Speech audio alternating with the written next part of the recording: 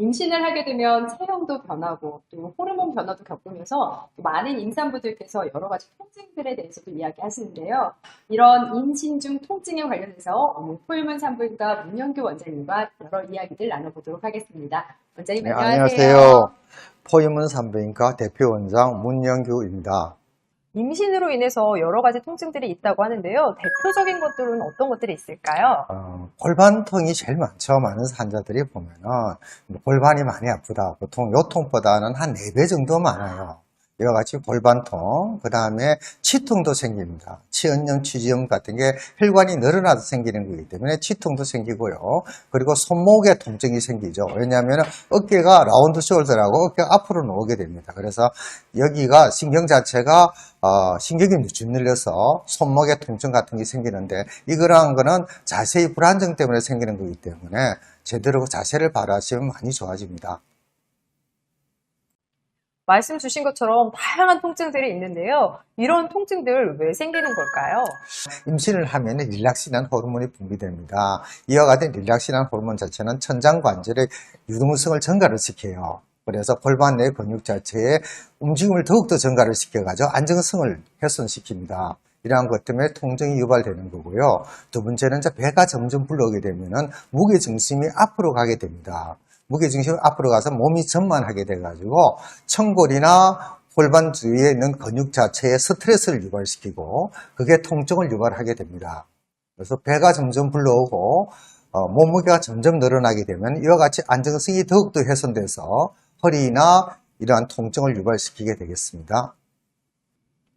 보통은 이렇게 통증이 생기면 파스들을 많이 사용하시는데요. 임산부들도 이 파스 사용 가능할지 궁금하실 것 같아요. 참, 그건 많은 질문이 그런 게 있습니다. 그래서 보고 파스를 사용하면 되냐고 묻는데, 사실은 파스는 진통소염제입니다. 근데 바르더라도 그게 몸에 흡수가 돼요. 진통소염제는 원래 임신 중에 사용하지 못하게 돼 있으니까, 사실은 파스를 쓰더라도 단기간, 그러니까 국소적으로 흡수하기 때문에 아주 높은 농도는 아니니까 단기간 적은 부위에 사용하는 것은 큰 문제가 없습니다. 네, 이런 통증이 가볍거나 아니면 짧게 가는 게 아니라 오래 가고 또 힘들 때는 정형외과에서 받는 물리치료 생각하실 수도 있는 것 같은데요. 임산부들도 이 물리치료 받으실 수 있을까요? 네, 사실은 많이 아프면은 물리치료를 받아야 될 수도 있죠. 그런데 가급적이면 국소 부위, 특히 허리 부위 같은데 가벼운 마사지라든지 팔다리의 온열 치료라든지 이런 정도 하는 거지, 저주파나 고주파를 이용한 치료 같은 거는 사실은 검하는 게 원칙입니다. 전기 치료는 조금 조심하셔야겠구나라고 생각하시면 될 것 같은데요.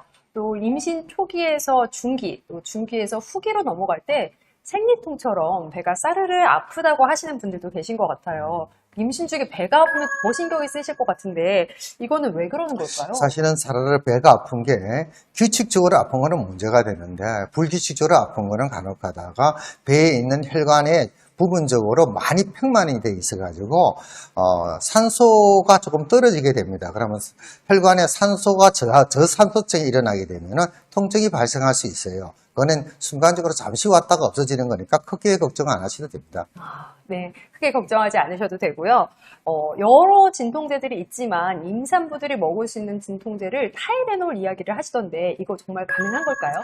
지금 현재로 타이레놀 자체는 그룹 B이기 때문에 그거를 먹어서 기형아가 생긴다는 그 증거는 없어요. 그럼 기형아가 안 생긴다, 그런 증거는 또 없죠. 어쨌든 안 먹는 것보다 먹는 거는 문제가 있지만 지금 현재까지 안전한 약이기 때문에 많이만 안 먹으면 됩니다. 간혹 가다가 많이 먹어서 자주 먹다 보면은 이게 간독성이 있어서 본인 간을 손상을 줄 수 있기 때문에 단기간 잠시 먹는 거는 뭐 큰 문제가 없습니다.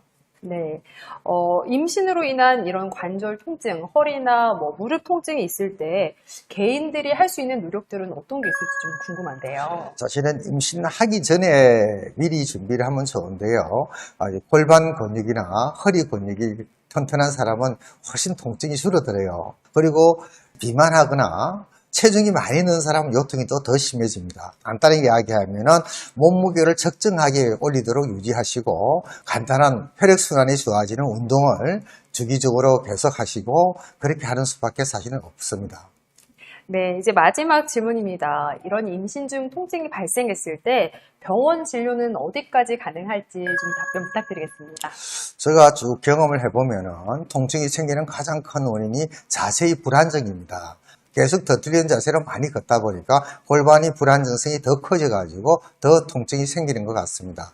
산부인과 분만병원은 여러 선생님이 계시기 때문에 그 중에 통증에 관심 있는 선생님이 있는 분이 있어요. 그분한테 상담하시고 우리 병원 같은 경우는 제가 담당하고 있습니다. 통증은 사실은 관심을 가지면 충분히 극복할 수 있는 거고 통증은 어떻게 보면 신이 준 선물이에요. 허리가 고장 나기 전에 통증이 있어가지고 그 부분을 주의하라 하고 신호를 보내는 겁니다. 그래서 통증이 생기면 그 부분에 통증이 안 생기도록 여러 가지 방법을 강구해 보시는 게 좋겠습니다. 일상생활에서 이런 통증들이 발현이 돼도 참 불편한데요. 임신 중에 통증이 발생되면 마음까지 불편해져서 참 어려운 것 같습니다. 오늘도 포유문 산부인과에서 여러분의 행복한 임신과 출산을 돕도록 하겠습니다. 지금까지 포유문 산부인과 문영규 원장님과 함께했습니다. 감사합니다. 감사합니다.